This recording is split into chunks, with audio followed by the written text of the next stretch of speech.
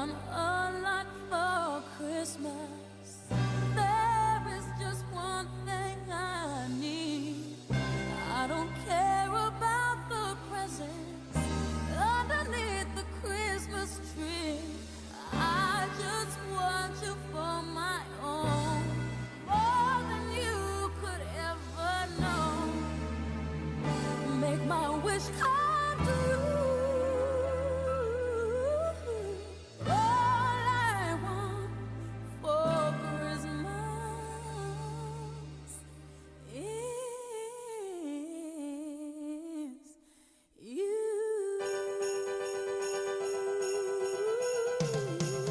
Yeah. I don't want a lot for Christmas. There is just one thing I need.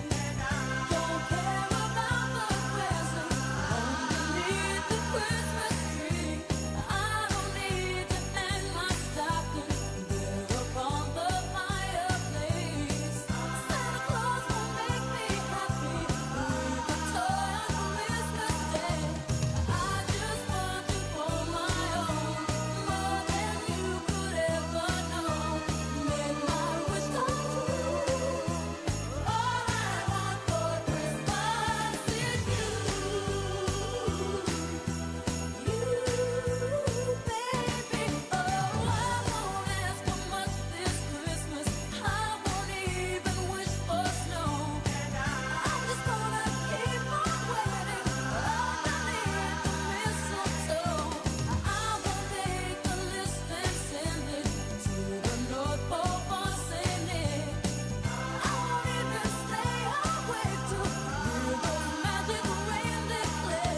'Cause I just want you here tonight, holding on to me so tight. What more can I do? Oh, baby, all I want for Christmas is you.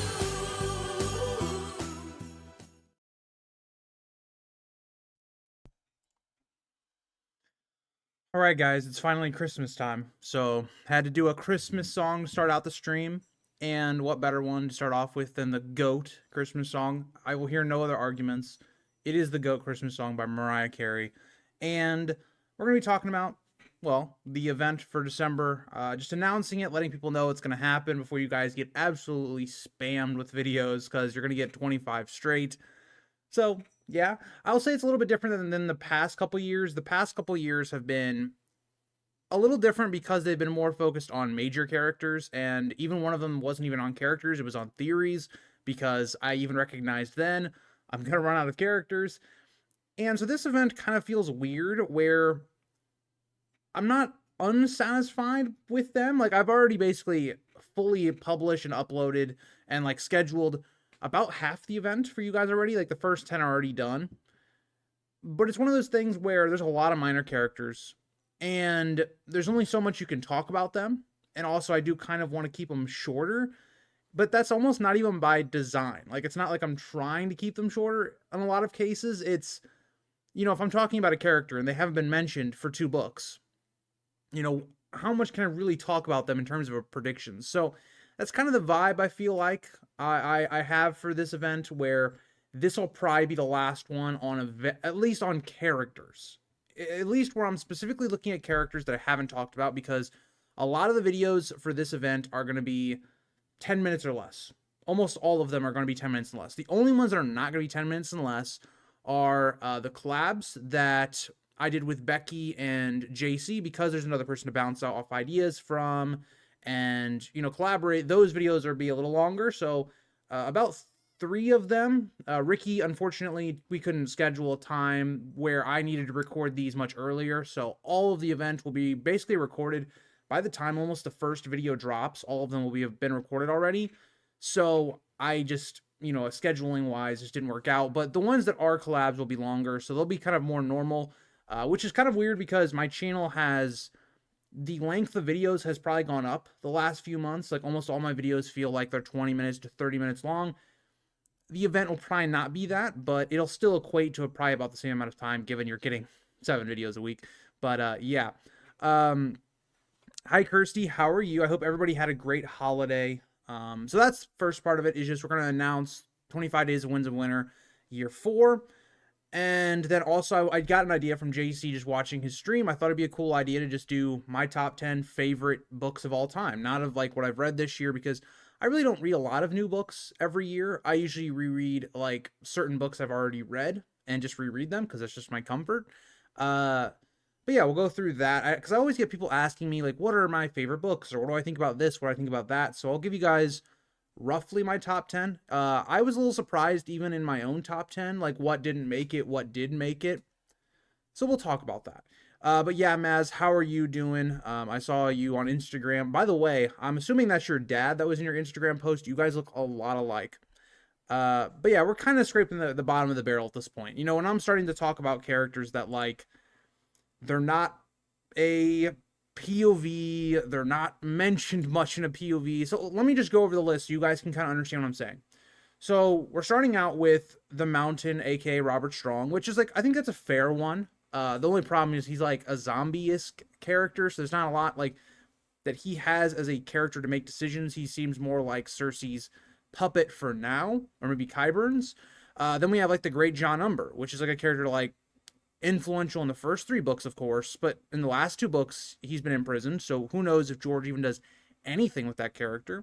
I would say Mira Reed in Day 3 is probably like the most important character on here in terms of like, what can I talk about them? And I really enjoyed doing that video. I like talking about Mira Reed, especially given I did a video on her a couple months ago, but I enjoyed doing that character. Bowen Marsh and the Betrayers is the video JC will be on. He's also on Brown Ben Plum. I haven't edited that video yet, but it has been recorded. That'll be Day 13. Justin Massey. And then we have a couple Freys in a row. So week 6 is Hostine Frey. He's the person commanding the Frey forces in the north at the moment. Week 7 is Black Walder Frey. Week 8 we have, or not week 8, why do I keep saying week? Day 8 we have Edric Storm. That will be with Becky. I was really interested that she picked that character of all the characters, but I thought we had a pretty good discussion. I enjoyed doing that video. It made it more enjoyable because, you know, with Edric Storm, there's not a lot to talk about in terms of like, if he's going to be relevant in the story, there's only like, you know, a certain amount of ways that can happen, but I thought that was a fun video to do. Day 9 we'll be doing Lancel. Rhea is already just, I don't know if you guys can see her in the background, but I can hear her going ham on the tree behind me. No, I'm covering it up, but like right behind like this chair right here, I can see her like just demolishing the tree behind me. But you know, she's acting like her namesake. That's all I'll say. So day 9 we have Lancel. Lancel, I think this is one of the more interesting ones to talk about, just given his role in the story, with Cersei specifically. In day 10 and 11, we have the Sand Snakes in Lady Nym and Tyene. We go over to the Marine plot, which, again, there's a lot more to talk about with the Marine plot, because given these characters will have, I think, a little bit more of a role, with Hisdar in day 12, day 13 with Brown Ben Plum with JC, day 14 in Strong Belwys. I really don't know what I'm going to talk about in that video. I guess more like how he took the assassination attempt, it seems like, with Dany, and then wrapping that into the Marinese knot. Again, you're kind of seeing the pattern here of, like, some of these characters, there's not exactly a lot to talk about. Reznak, on the other hand, is not one of those. Reznak, I think there's a fair amount to talk about him in terms of, could he be a betrayer of Daenerys and his loyalties? And then as we wrap into the event, again, these are all ones I have not actually recorded yet. We have the Tattered Prince in day 16, Garland Tyrell in day 17, Paxter Redwine in day 18, day 19, Arrayn Waters. I'm actually looking forward to that one probably the most out of all of the remaining ones is Arrayn. And then day 20, we have Devon Lannister. Day 21, we have Jenna Lannister. Day 22, we have Lothar Brune. So I wanted to find some way to talk about the Sansa Littlefinger plot. And given I think he will have a role in Sansa defeating Littlefinger, I thought it made sense to talk about him. Harris Swift, and then in day 24, we'll also talk about Sansa's plot again with Harry the Heir, the more obvious one to talk about, that I haven't talked about really in the event. Like, I have in the past talked about Littlefinger and Sansa, and so that always will go into Harry the Heir. I've also talked about Robin, I believe, in the past. So we'll finally talk about Harry the Heir, and then we'll finish off day 25 on Christmas with Leighton Hightower. So those are going to be all the characters we're going to do this event. There were some other ones that were thrown in there by you guys that I just wasn't sure what to really talk about them. Like, what would I say about them? So, I don't know. Maybe I'll keep them for next year, or, maybe we might just do an individual video on them. But yeah. Let me go back to the comments, because I was yapping for a lot. Good morning, Godwin from Sydney, Australia. Love your Christmas tree. Yes, it's been put up for a good amount of time now because I wanted it to be in the background for the Christmas event, and I started basically going back and doing that like last week. I started recording all of the videos for the event, so yeah. But thank you. Well, I hope you have a great December, Kirsty, all the same. I love Brown Ben Plum, and do you think he'll survive and go back to Westeros with Dany? Yeah, I think he definitely could. I think something that me and JC described in that video, without spoiling it too much, is there a possibility that Brown Ben Plum could betray Daenerys again? Could he go to Young Griff if something was to change? But yeah.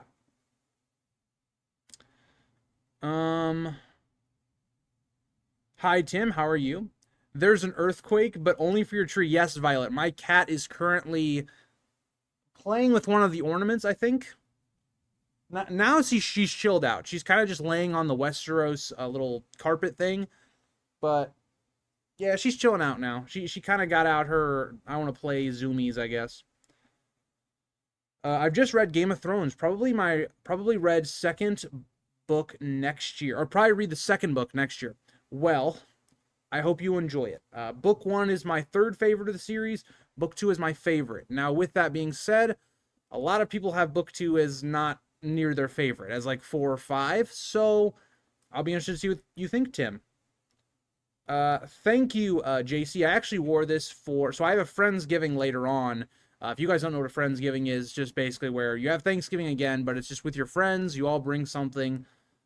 Yeah, so this I wore for Thanksgiving. I'm also wearing that for that. So yeah, also hi, JC. I watched most of your stream before deciding to go live, and I kind of took an idea from your live stream. I wanted to do my top 10 books of all time. So not like what you're doing. You're doing your top 10 books of the year. I want to just do my all time, but I thought that'd be fun. I hope everybody in the chat had a good, holiday or whatnot.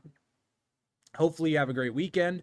It is currently snowing here, so we got our first snow of the year here in Illinois, and it looks pretty. I'm a little frustrated that we have Friendsgiving on the day that it's going to be snowing and stuff. And also, for our friends, it's usually the people hosting it are the people that live like in our small town. Now, people in my friend group have moved to different towns or cities, but like the core is in a certain town. So it's like, of course, the one event that we have that's not in we're in the town that I live in, it's, not that far away, of course. It's only like 10-15 minutes away, but, but yeah. Also, that's a good question I'd love to see for chat, because my aunt loves white Christmas trees. I'm a green Christmas tree guy myself. This is actually our old one. This Christmas tree is as old as me, if not older. This is the Christmas tree that I always used to put up. It's not one of these, how should I put this? Lazy Christmas trees. Lazy Christmas trees are the ones where it's like the lights are already on it. It pops together real quick and you're done in 5 minutes. That's not the Christmas process, okay? See, when I was a kid, I enjoyed putting up the Christmas tree. It was a part of the whole thing. So, yeah, so this Christmas tree, for instance, you have to put up every single branch. Every single branch snaps into a part of it, and you gotta do the whole thing where you put the lights all the way around the tree, and it's not one of these easy ones. But you live in the Midwest. I assumed all Midwesters have snow shovels glued to their backs at all times. Do have snow shovels. I'll say this. Where I live at, we don't really get snow that much. Like, I would say during the winter, we probably get snow like maybe once a month, maybe. I don't know. It depends what winter it is, but usually it's probably like once a month we get some snow, and it varies on is it a lot of snow? Is it a little bit of snow? Is it more ice? Is it not ice? So you're so lucky to have snow at Christmas. It is beautiful. Snow is nice. It's nice to look at. It's not so nice when you have to drive in it. Or if you're like me, I have back issues, so I can't really like help with shoveling. So my parents do the shoveling, and I feel very guilty because of my age. I can't like it's a weird feeling, and this applies to a lot of things in my life where it's like because of my back issues, I can't necessarily help do things that would irritate it worse. But it's like my age, it's just like I don't know. It's a weird feeling, but yeah.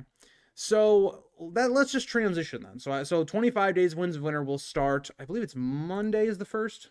Yeah, Monday, and then that'll go throughout the whole year.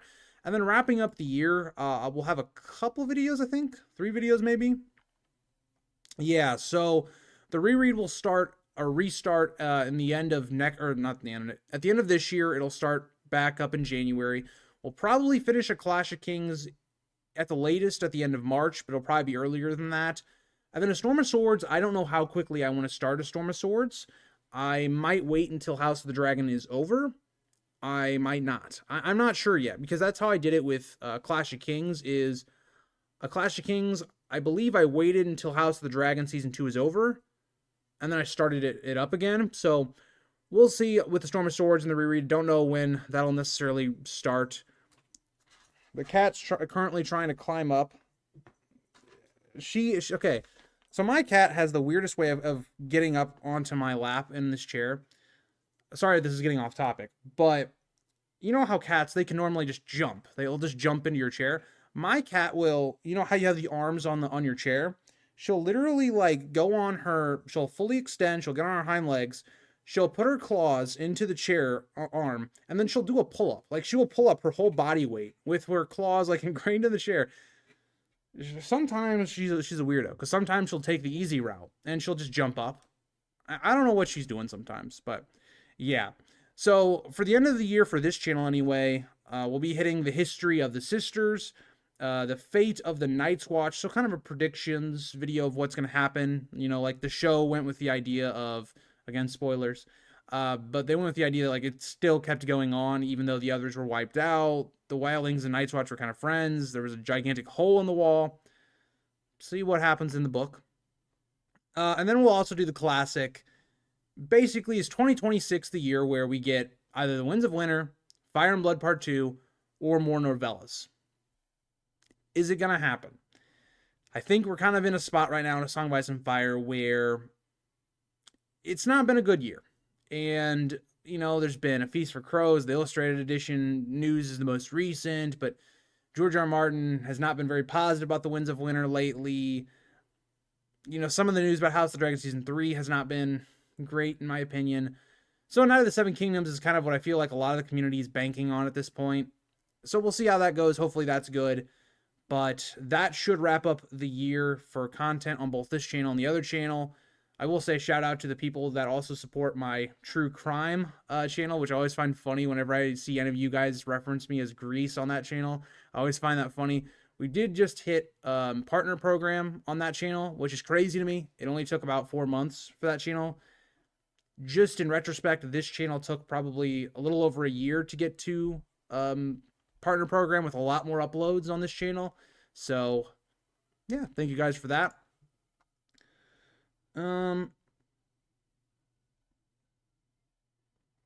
Never snows there, or never snows there. Yeah, I do feel bad for people that don't get any snow. You know, snow's nice to have, you know, every once in a while. It can be a pain, but it's nice to have.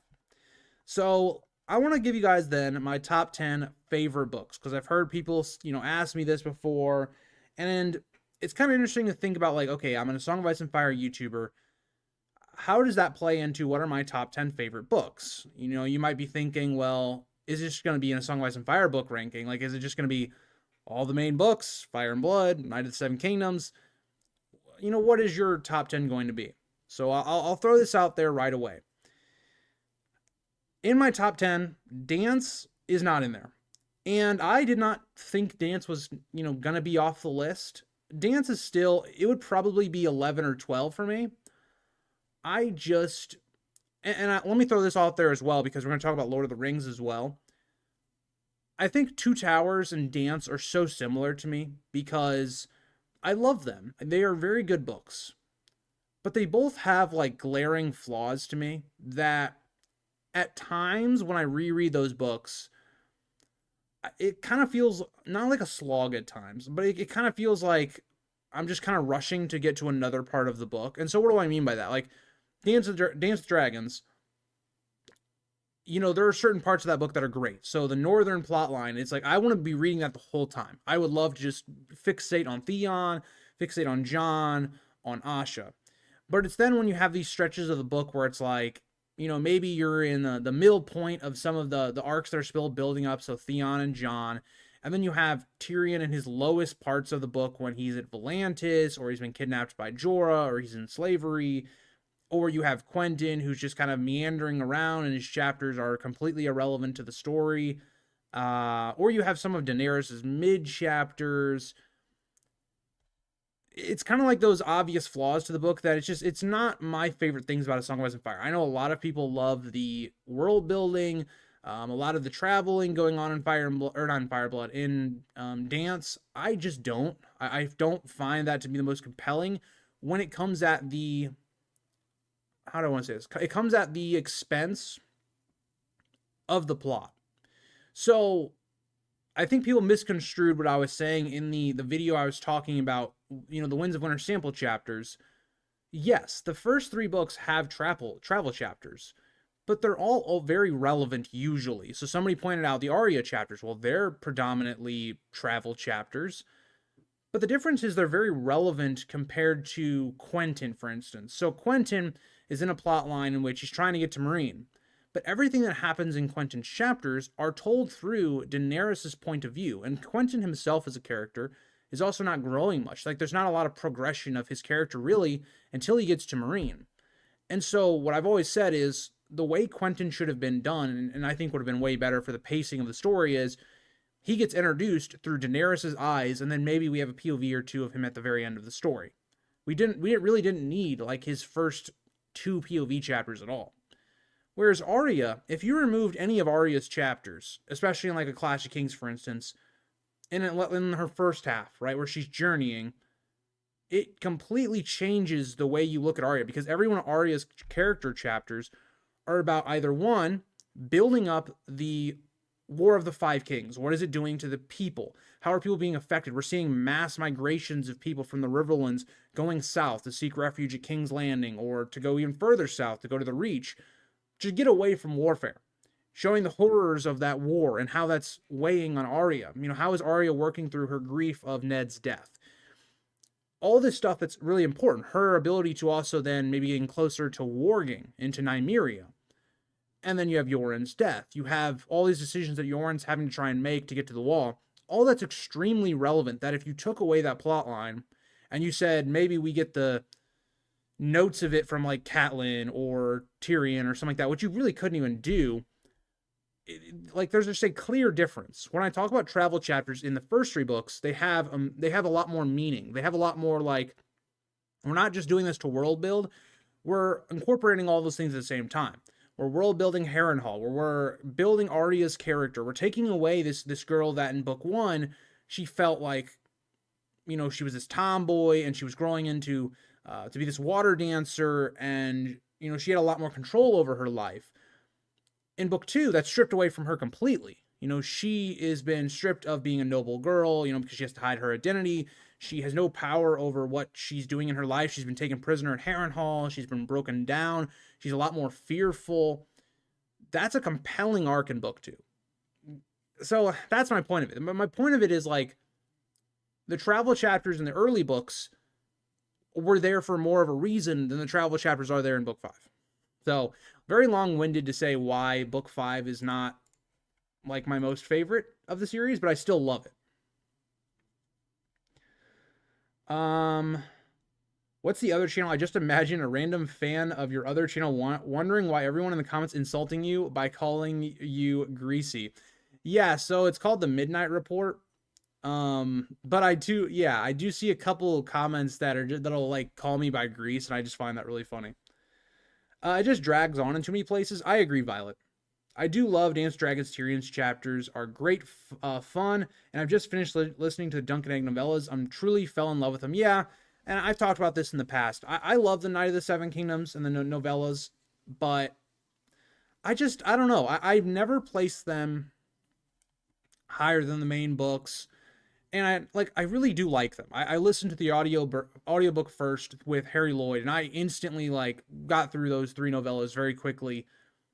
I don't know, I just think I prefer other things than them in terms of favorites. But yeah, and then in terms of Two Towers, I mean, Two Towers just is a book that pacing is not good in it. I think at all. I think that based on the way it's built and it's structured, where you have the Aragorn, the Pippin, and the Merry plot line all play out in the first half of the book, which is basically all of your action. So all of the action of Two Towers pretty much happens in the first half of the book. And then when you go from, okay, so you have the Battle of Helm's Deep, you then go to Frodo and Sam, who are just kind of, they're wandering around. There's not a lot of tension to their story until like the very, very end. Until, you know, after they leave Faramir, that's when their story really starts to pick up. And it ends on a pretty like climactic note. Is Frodo dead? You know, did he die to Shelob? Like, what happened there? Is Sam the last person now carrying on the quest of the ring? It's just like the way the movie adapted that book is perfect, because it really, really would have helped if all these plot lines were interspliced better, because things just happen too fast or they happen too slow. It loses a lot of like the pacing that I think made the first book so good, and then also the third book really good as well. So that's another reason it's not going to be on here. I know people are going to ask because I have the other two books in my top 10, but it is not. So number 10, I had the Ballad of Songbirds and Snakes. This is the prequel book that came out before the last one. It's not the Haymitch one. It's the one more on President Snow's origin. I read this. Did I read this year? I think I read this at the very beginning of this year, and I fell in love with this book. I really enjoy President Snow's origin story, and probably it's because I really love villain stories. I don't know why that is. I'm a sucker for a very good villain, and the writing of the character of President Snow in this book is just fantastic. His dynamic with Lucy is fantastic. Yeah, I don't know what else to really say because I don't want to spoil the book, but if you haven't read it, I would definitely read it, especially if you like the Hunger Games books, because the Hunger Games books are good and they definitely have adult themes, but it's a lot more like, I don't know, more like teen friendly, I guess I would say, or more like younger audience friendly, not like kid friendly, but like, you know, for a younger generation, I guess. Whereas I think the last two books that Suzanne Collins has put out have not been that. They've been a lot more adult, I feel like, or a lot more heavy on themes, which the Hunger Games series has always been heavy on themes, but I would say more so. Like they just feel like they're more targeted towards that group of people that originally grew up with those Hunger Games books that have now, you know, gotten older, like myself. It seems like Suzanne Collins is like aged with that. Like her writing has aged with that audience growing up as well. So big fan. Number 9 is A Feast for Crows. A Feast for Crows is my fourth favorite book of A Song of Ice and Fire. I think it's, you know, one of those books that ages extremely well. Every time I read it, I like it more. I love the heavy themes that are used in the book. I think the thing that makes the book great is that it is the things that George wants to cover. You know, the anti-war themes that have been prevalent throughout the first 3 books, but really gets its time to, I guess, shine. It doesn't feel like the right word, especially given the way, you know, Feast for Crows describes war. But I love that. Like Brienne, when her storyline gets going, it just takes over. Every chapter is fantastic. I even think the idea of like rulership and the struggles of that with like Cersei, for instance, is fantastic. Jaime is great. I even think like what George does well in terms of world building in both book 4 and 5 is a lot more present in book 4, where you have like, we're going to Dorne, we're going to the Iron Islands again, but we're getting stuff that's very impactful. We're getting stuff that's really interesting. It's world building, but it's progressing the plot quite a lot. You know, who is going to take over the Greyjoys? That whole plot is fantastic. Introducing these characters like Victarion and Euron and Aeron. And, you know, with Dorne, what do we do with Myrcella? What do we do in the aftermath of Oberyn's death? How has that swayed the public? I think there's a lot of great things about Feast. It's just, I love the first 3 books more than I do the last 2. And yeah, I think I prefer other books in the series and also books that I have read above it a little bit. But yeah. Uh Harry Lloyd did amazing with those audios. Yes, he did a fantastic job. I really want to see him in more Song of Ice and Fire stuff. He also does the voiceover in the I don't know what it's called. I think it's Aegon's Conquest and then Robert's Rebellion or something animated thing. If you guys watch my videos, which I hope you do, I use a little bit of footage from that. So whenever I mention usually like Aegon or Robert's Rebellion, I'll play like these animated clips, and those are actually like some of them are narrated by Harry Lloyd. Harry Lloyd does like the Targaryen perspective in those. At several points in Ballad, I knew he was going to be the villain, but I was still screaming at him to make better choices. Yeah, and it's just I think the character writing for that book is fantastic. Like I genuinely think President Snow is probably like one of the best written characters, not only in the Hunger Games, world, but villains in general. Like in the Hunger Games books, it's hard to really build out the character of President Snow because we're almost never with the character. Like we very rarely see him through Katniss's eyes, so it's hard to build him up as a villain. Like the original three do a good job of making him this menacing villain, but the prequel like just takes that and elevates it, which is what a prequel should do. Hi de Blue Deuce. How are you? What books did Harry Lloyd read? So I know he did the audiobook for Knight of the Seven Kingdoms, and then I know he was part of the animated show, or not show, animated like mini movie that they did.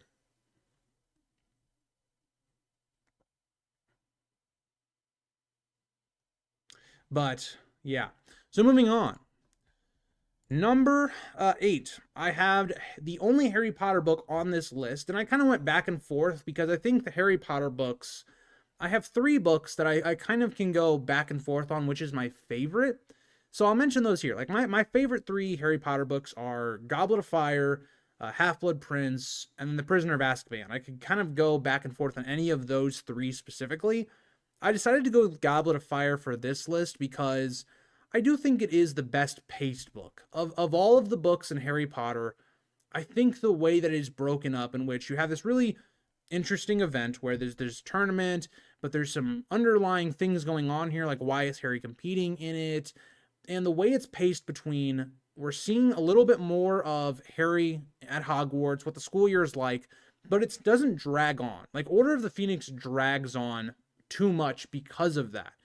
Whereas the 4th book works really well because each different section of the book is building up to that looming threat of the next tournament, whether it's going to be, a dragon trying to get a dragon egg, or it's the maze. Like you're building up towards that dread and that, issue of the next event. And then of course the ending of the book is just fantastic. The way it's done. I won't spoil if people haven't read it, which I feel like if you're on this channel, you haven't read it, is kind of wild, given that like the Harry Potter books are probably the most popular series of all time.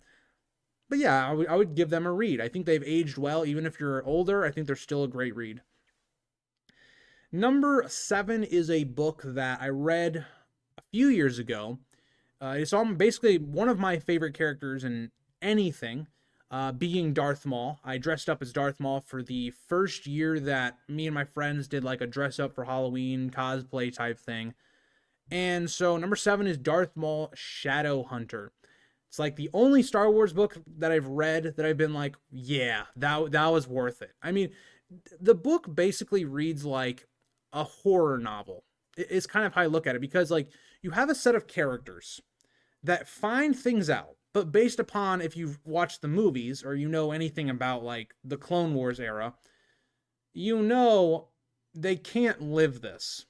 So it's like every single chapter, or as you go through the book, it's like this overwhelming like just dread, because these characters you come to like because of how well the book is written. You just know their fates are not good. All these characters are doomed. It's like if somebody told you the Red Wedding was going to happen, but you couldn't help falling in love with the characters of like Catelyn and Robb, but you knew they were going to die.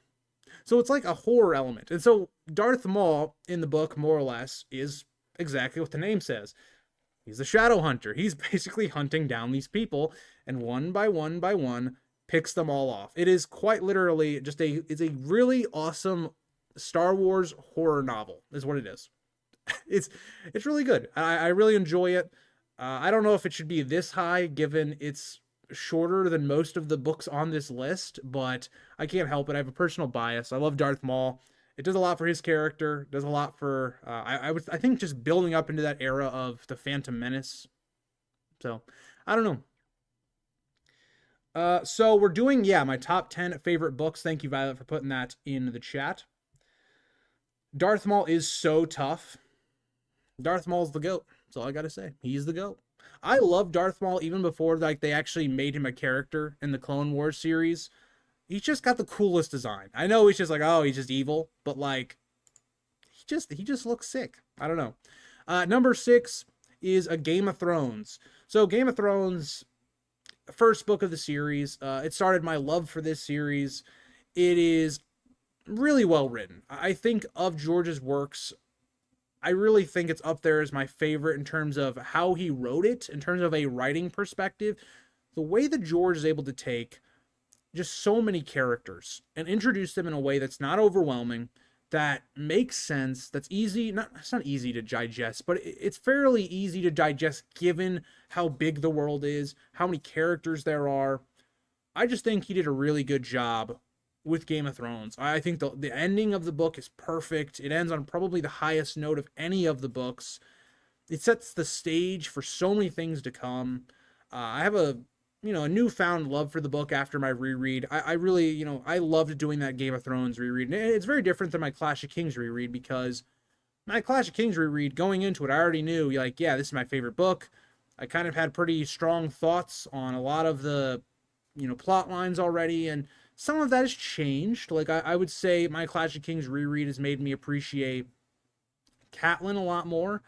But outside of that, like, a lot of my opinions have kind of stayed the same. Game of Thrones wasn't the same. Game of Thrones, to me, definitely, I appreciated it more from that reread, and that kind of shows in where it's kind of placed in my favorites. Number 5. This is the only book left on this list that is not either Game of Thrones or Song of Ice and Fire or Lord of the Rings related. So number 5 is, to me, the best book of the Hunger Games series of books I was about to say a Clash of Kings, in Catching Fire.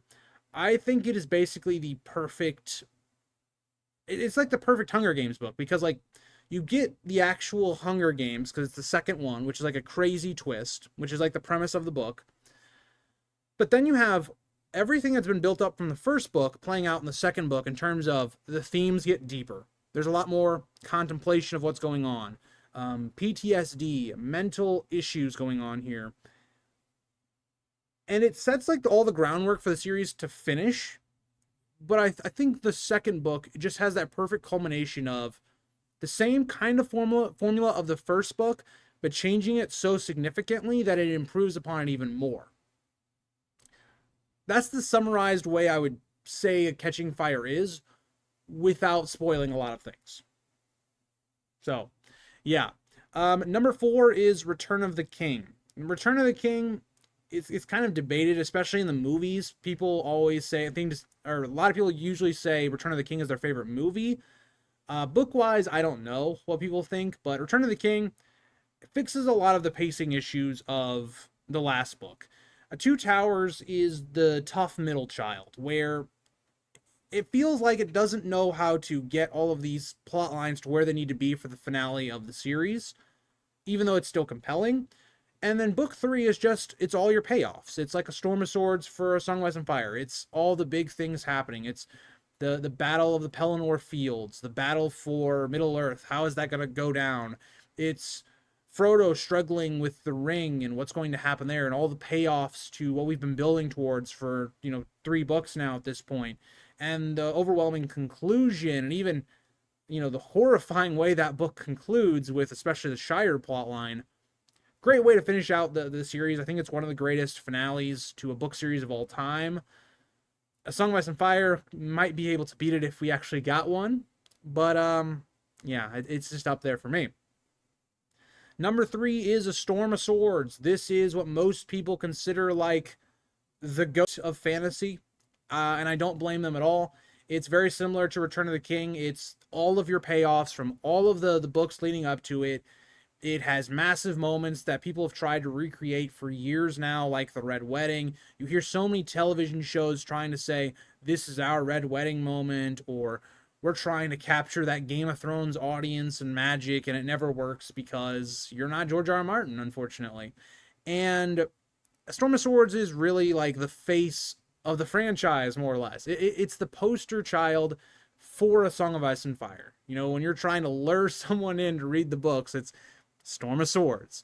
When people look at what are their favorite seasons in Game of Thrones, it's usually season 4 because of A Storm of Swords. So there's not really a lot to say negatively, and especially when you get into like my top 5, I don't have a lot to say negatively about these books. It's really just preference. And yeah, Storm of Swords, it's a GOAT. That's all I gotta say. Number 2. Now you guys might be thinking, well, your favorite book is A Clash of Kings. Is it? A Clash of Kings is my number 2. It is my favorite A Song of Ice and Fire book, but it's not my favorite book ever. And some of that's going to have to do with bias, which I'll talk about with number 1. Some of that's going to have to do with, you know, blatantly, I was not introduced to A Song of Ice and Fire till later. But A Clash of Kings to me is my favorite time period in A Song of Ice and Fire, with the War of the Five Kings in the midst of it, of the country is in war, and you have all these different factions. I love Renly and Stannis' plotline. Catelyn is fantastic in the book. You know, I love Tyrion's plotline. His political maneuvering in King's Landing is fantastic. But I would be, you know, misleading if I didn't say this book had its issues. You know, mainly Daenerys. Daenerys is the biggest issue of the book. She is, for the most part, completely irrelevant in book 2. If you don't read any of her chapters besides the House of the Undying, you wouldn't be missing anything. Like, if you went from book 1 to then reading the first chapter of book 3 for her, you almost don't miss anything. Genuinely. Because in her first chapter in book 3, Daenerys recounts everything that happened in book 2, so you get caught up. So, am I saying you should not read Daenerys chapters in book 2? No, but could you? Probably, yeah. With that being said, I look over those flaws because I think so many other parts of the book are so strong. You know, look at how I talked about on this list. There's a lot of book series that have, or even movies, that have problems with the second edition. I don't think A Song of Ice and Fire has that. I think Clash perfectly transitions our characters into the big payoff moments. It perfectly is the adventure. It's about getting us to those moments where Tyrion is going to be, you know, put on trial because Joffrey is going to die, and, you know, Catelyn's journey and Robb's journey, all these mistakes they've made that are going to lead to their deaths. I just think that book 2 is perfect in the way that it takes everything that the first book gave it and runs with it, but also tells its own story while also building into the third book. That's something I think second editions are not good at. A lot of times when people make second editions of things, it's about getting to that finale. It's about getting to that conclusion. It's not about telling its own story. And I think A Clash of Kings does that pretty well.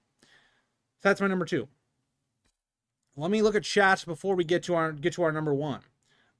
Thank you for the super chat from Augustine.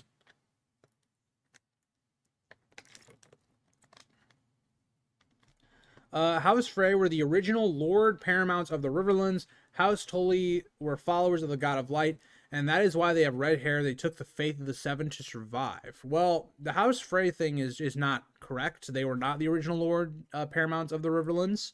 If you want to go back in history, the Freys did not exist, from what we know.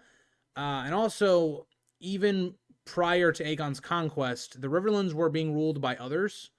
They were at one point ruled by the Stormlanders. At one point, they were ruled by the Iron Islands, and then they were basically, quote-unquote, freed by Aegon, then they bent the knee to Aegon, and then the Tullys were in charge. So, I'm not sure we were getting that, but thank you for the super chat. Fellowship was the best one. Fellowship best movie. I like Two Towers for books. Interesting. I'd like to hear, like, what's your thoughts on why you like Two Towers is your favorite book. I can see people why they like it as their favorite movie. I've never heard anybody say their favorite is actually in the books is just Two Towers. Hi, Cannibal. How are you? Yeah, unfortunately, I also don't think we're going to get the end of the series in A Song of Ice and Fire, but I would love to see it. Clash is definitely underrated. That creator thing where I was asking creators like what their favorite books were and ranking them, Clash got absolutely underrated. All I'm gonna say.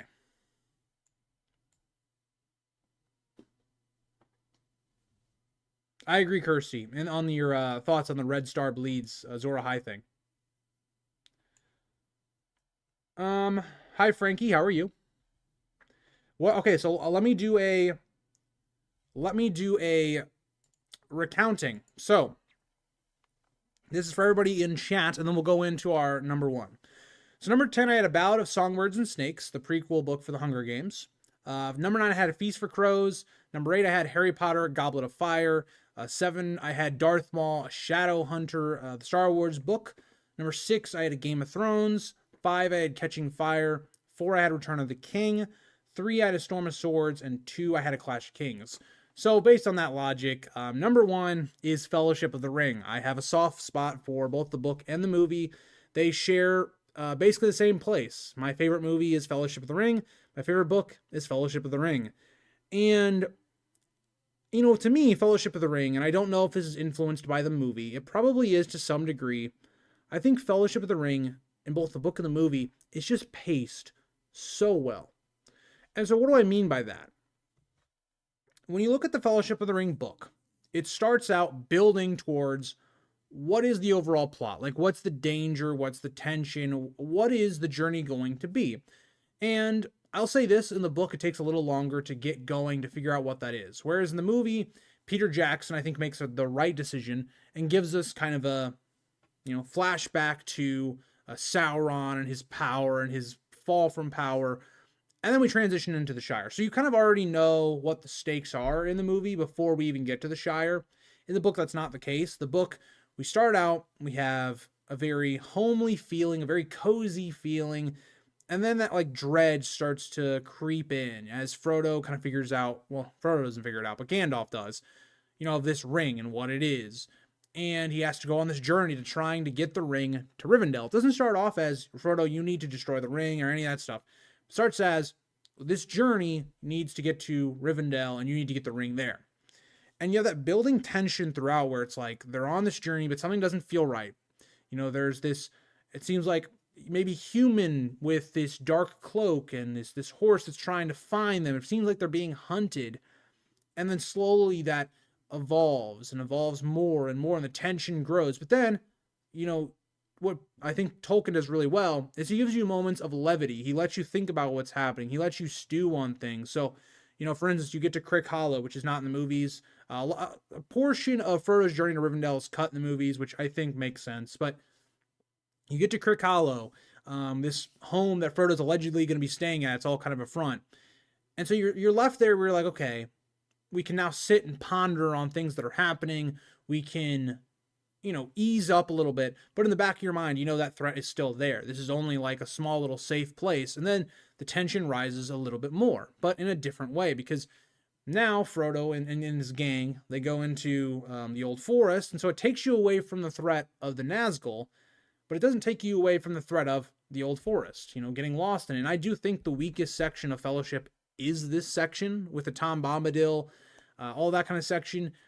But then it comes right back up, And I think that what Tolkien does really well in a Fellowship is not only are the characters really good, especially Frodo and Sam, but he does it where he builds tension, but he doesn't keep building tension the whole time. Like, he kind of does, but kind of doesn't. And he lets you think about things. He lets you process things. It's just not action. It's, let's think about what's happening. Let's think about the situation at hand. And he really does a great job. I know people don't like this about the first book. A lot of people think that the Lord of the Rings books are outdated and all that kind of stuff. I really like the way that Tolkien spends time describing what's going on around us, because it makes you feel like you're there. Like, I think the best escapism I've had in any book is the Fellowship of the Ring. I feel like I'm right there in the adventure. Like, I'm right there with the Fellowship because of how Tolkien is able to describe everything. So, yeah. And it also comes down to the Fellowship of the Ring, especially the movie. I saw the movies when I was very young. So it's kind of also been put into the books as well. You know, these have always been my comfort movie/book. It's always been my comfort, like when I'm in a bad place, it's where I go. Especially the first movie. I won't say that for the second movie or the second book or the third movie or the third book. I love all of those as well. But yeah, definitely the first one has been my go-to. But yeah.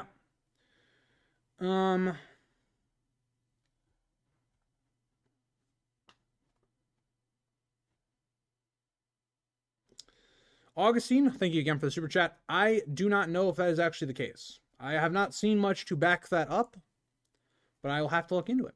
So thank you guys all for coming into the stream. I hope you guys do enjoy the Winds of Winter event, all of that kind of stuff.